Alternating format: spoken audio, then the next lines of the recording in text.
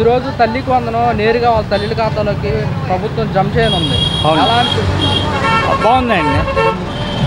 వేస్తారు గ్యారెంటీ 15వ తారీఖు వేస్తా అన్నారు. 15వ తారీఖు వేస్తారండి. ఈరోజు వేస్తున్నారు. సరే ఓకే. ఎంతమంది పిల్లలు ఉంటే అంతమందికి వేస్తామని చెప్పారు. అదే రీతిగా వేస్తున్నారు. ఎలా అనిపిస్తుంది? ఓకే ఓకే బాగుందండి. ప్రభుత్వం మటుకు చాలా బాగుంది. ఎన్నికల ప్రచారాలు ఇచ్చిన హామీ నిలబెట్టుకున్నారంటారా?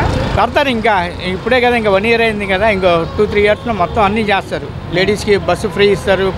ఆగస్టు 15వ తారీఖు అంటున్నారు. అది ఇస్తారండి. అది ఇది అలా మళ్ళీ చూసుకుంటే కనుక అన్నదాత సుఖీ భావిస్తామని చెప్తున్నారు 3 విడతలుగా. ఎలా అనిపిస్తుంది? అది మరి చెప్పలేమండి. అది చేస్తారు కాకపోతే ఏంటంటే స్లోగా వేస్తారు. బడ్జెట్ కూడా ఉండాలిగా. బడ్జెట్ ఉంటే వేస్తారుగా. బడ్జెట్ లేనిది ఏమి వేస్తారు? అది ఎలా అనిపించింది 1 ఇయర్ పరిపాలన? 1 ఇయర్ సూపర్ అండి. మామూలు లేదండి. బాగుందండి. రాబోయే రోజుల్లో ఎలా ఉండబోతుంది అంటారు? బాగుంటుంది. మన బాబు అంటే బాబే, చంద్రబాబు అంటే చంద్రబాబే. కూటమి ప్రభుత్వం చూసుకుంటే కనుక సంక్షేమ ప్లస్ డెవలప్మెంట్ అన్నారు. డెవలప్మెంట్ ఏ విధంగా ఉందన్నారు? బాగుందండి. రోడ్ల విషయానికి వస్తే కానివ్వండి, రోడ్లన్నీ నీట్గా వేయిస్తున్నారు. ఇప్పుడు గవర్నమెంట్ ప్రెస్ దగ్గర ఉందండి. గుంటలు ఉన్నాయి. మొత్తం ఫ్రెష్గా వేయించారు. మొత్తం రోడ్డు అంతా వేయించారు.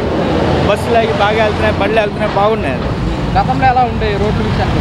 అయ్యో మనం చెప్పలేములేండి. అది చెప్పకూడదు. అది